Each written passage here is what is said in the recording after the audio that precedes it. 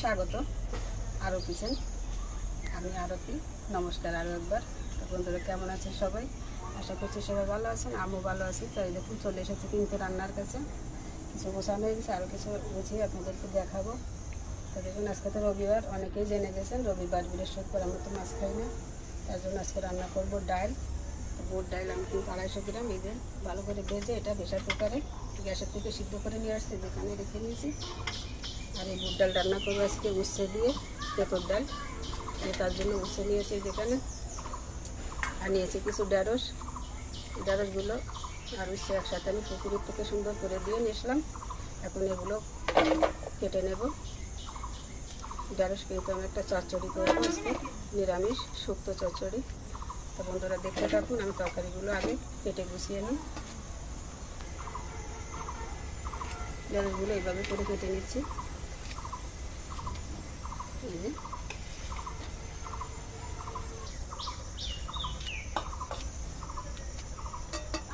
সবগুলো ঢেঁড়স এভাবে আমি কেটে নিচ্ছি, দেখতে থাকুন। করে এভাবে কেটে নিলাম। একটা ঢেঁড়সও কিন্তু পোকা বাঁধেনি বন্ধুরা, দেখুন কত সুন্দর ঢেঁড়সগুলো, একদম কচি। এবার আমি এই উচ্ছেগুলো কেটে নেব।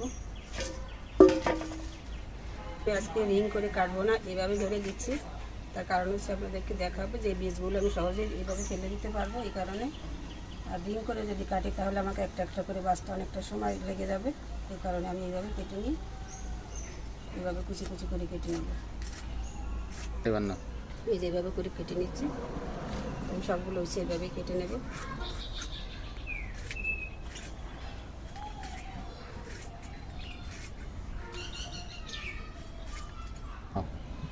তো আমরা উচ্ছেগুলো কিন্তু আমি এই যে কেটে নিলাম এইভাবে। দেখুন সব উচ্ছে কিন্তু বীজ আমার ফেলানো লাগলো না, তার মানে কচি আছে কিন্তু অনেকটাই। আর যেগুলো একটু শক্ত হয়ে গেছে সেগুলো বীজ আমি ফেলে দিয়েছি। আর এই যেভাবে কেটে নিলাম। তো এখন আমি ছোলা জ্বালিয়ে দেবো, আপনারা দেখতে থাকুন।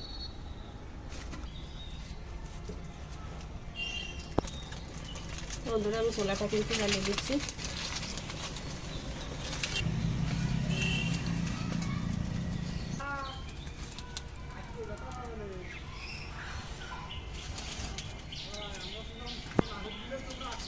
বন্ধুরা মাটির চুলায় রান্না, মাটির হাঁড়িতে রান্না কেমন লাগছে আপনাদের কাছে? আপনাদের অনুভূতিগুলো একটু জানাবেন কমেন্ট বক্সে। তাহলে কিন্তু আমাদের একটু নতুন করে ভিডিও করতে মনে সত্যি ভালো লাগে, আনন্দ লাগে। তো বন্ধুরা চুলাটা সুন্দর জ্বলে গেছে, দেখুন আগুন জ্বলে গেছে, কড়াইতে তেলও দিয়েছি। এখন আমি আগে ঢেঁড়সগুলো এটা চচ্চড়ি করে দেখাবো আপনাদের। তার জন্য নিয়েছি আমি যে নারকেল কোড়া, আর নিয়েছি সামান্য সরিষা বাটা, আর নিয়েছি এখানে জিরা বাটা। ফোড়নে দিয়ে দিচ্ছি রাঁধুনি,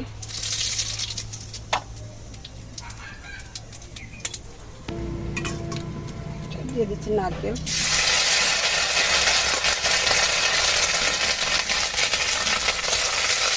পরিমাণ মতো লবণ দিয়ে দিলাম,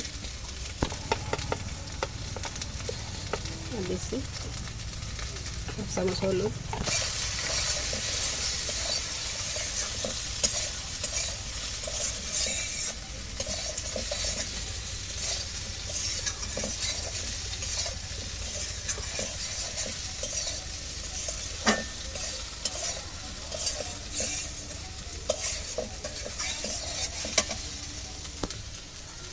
এখন দিয়ে দিচ্ছি 1 চামচ লঙ্কার গুঁড়ো, আর দিচ্ছি 1 চামচ জিরা বাটা।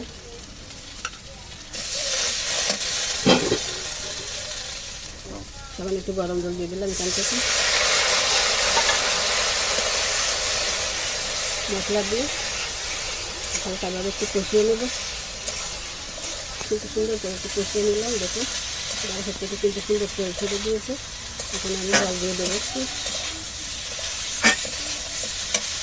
একটু গরম জল এখন দিয়ে দিচ্ছি। এটা খেয়াল করে দেখবেন, অনেকে সরিষা বাটলে খেতে হয়, আবার অনেকে বাটতে কিন্তু হয় খাবো।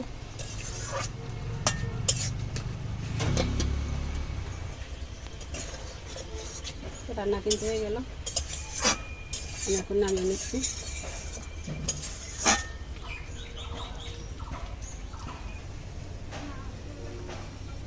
তো বন্ধুরা এই যে নামানো হয়ে গেল নিরামিষ ঢেঁড়সের শুক্তো বা চচ্চড়ি, যে এটাই বলুন না কেন। তো বন্ধুরা কেমন হয়েছে কমেন্টস করে কিন্তু জানাতে ভুলবেন না।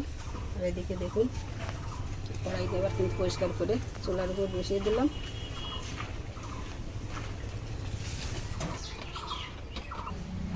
বন্ধুরা আমার ওই ঢ্যাঁড়সটা চচ্চড়ি হয়ে গেল। এখন আমি ডাল রান্না করে দেখাবো আপনাদের। এই যে ডাল আমি দেখুন এখানে কিন্তু 250 গ্রাম বুট ডাল আমি গ্যাসের উপর ভেজে সিদ্ধ করে নিয়ে আসছি ওখান থেকে। আর এই যে উচ্ছে তো নিয়েছি কেটে দেখালাম, আর নারকেল আছে এই যে গুঁড়োনে দেওয়ার জন্য।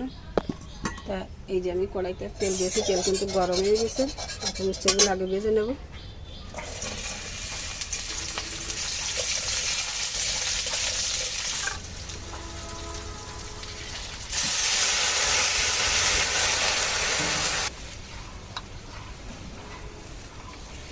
তো জল দেখুন হাঁড়ির থেকে কিন্তু জল ফুটতেছিল, আর এই কড়াইতে দেওয়ার সাথেও কিন্তু বল উঠে গেছে।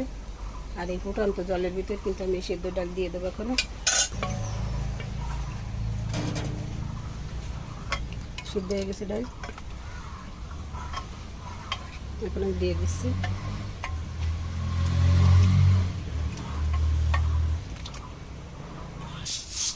এখন আমি চালগুলো দিয়ে দিচ্ছি হাঁড়িতে। ডালে আমি দিয়ে দিচ্ছি এখন হলুদ 1 চামচ দিলাম, দিচ্ছি 1 চামচ চিনি, ভালো করে একটু মিশিয়ে দিচ্ছি। এদের আমার কিন্তু ওই সেই আপুর কথা মনে পড়ে, ওনার মায়ের কথা মনে পড়ে, তাই একটু আপনাদের সাথে শেয়ার করলাম সেই গল্পটা। তো আপনারা দেখতে থাকুন, দেখতে দেখতে যদি ভালো লাগে রেসিপিটা বাসায় একদিন করবেন, আর করার পর কেমন লাগে কমেন্টস করেও কিন্তু আমাকে জানাবেন। ডাল কিন্তু খুব সুন্দর জাল করে নিলাম, আমি এখন নামিয়ে নেব, তারপর ফোড়নে দেবো। ডাল তুলে নিচ্ছি।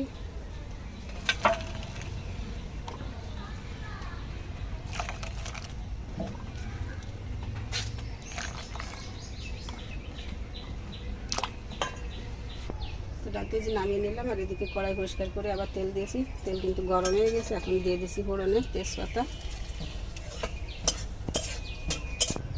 দিয়েছি কালো সরিষা,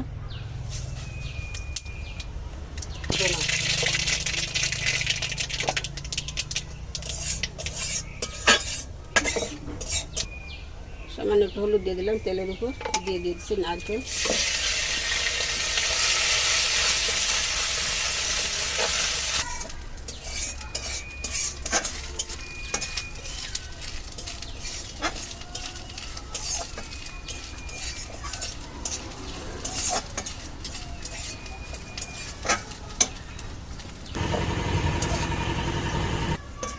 নারকেল কিন্তু দেখুন খুব সুন্দর করে ভেজে নিলাম ফোড়নের সাথে একদম লালচে করে। আর এইভাবে লালচে করে দিলে কিন্তু ফোড়নে সুন্দর একটা সুগন্ধ ছাড়ে।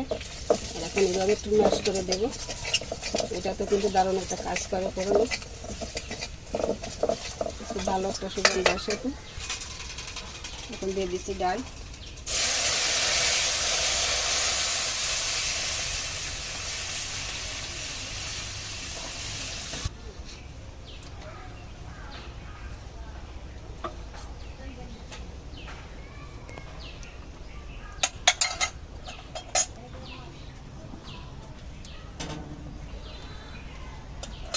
এসব উঠতেছে না। ডালে লবণ দিয়ে দিলাম পরিমাণ মতো,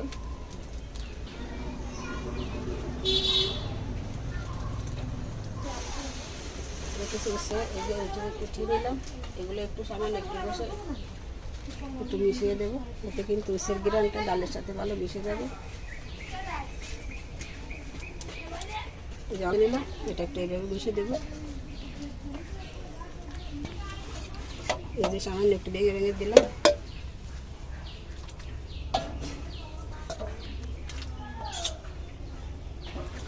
রান্না কিন্তু হয়ে গেল, চুলার জালও কিন্তু ফিরে নিভিয়ে দিয়েছি। রান্না যেতে হয়ে গেছে, এদিকে ভাত হয়ে গেছে।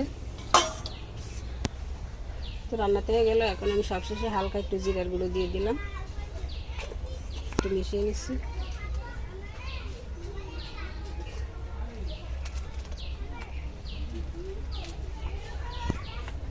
তো বন্ধুরা ডালের কালার দেখুন, কালারে কিন্তু অনেকটা বোঝা যায় দেখে যে শাকটা কেমন হবে বা কেমন আসতে পারে। তো আপনাদের কাছে কেমন লাগলো আমার আজকের এই ডালের এই রেসিপি, যেহেতু প্রচণ্ড গরম পড়েছে, এখন এই গরমে হয়তো তো নতুবা টক যে কোনো একটা থাকলেই কিন্তু খাবারের স্বাদটা অনেকাংশেই বেড়ে যায়। আজকে যেহেতু তেঁতো রান্না করলাম ডাল দিয়ে, সেজন্য টক রান্না করলাম। তো বন্ধুরা এখন আমি ডাল নামিয়ে নেব।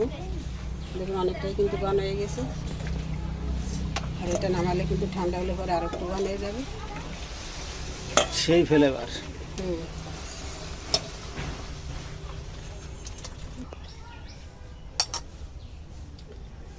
তো বন্ধুরা এই যে ডাল তো নামিয়ে নিলাম, আর এই যে পাশে ঢেঁড়সের চচ্চড়ি বা শুক্তো, দেখুন কত সুন্দর একটা লোক এসেছে, একদম গ্রানটাও কিন্তু সেরকম ছড়িয়েছে।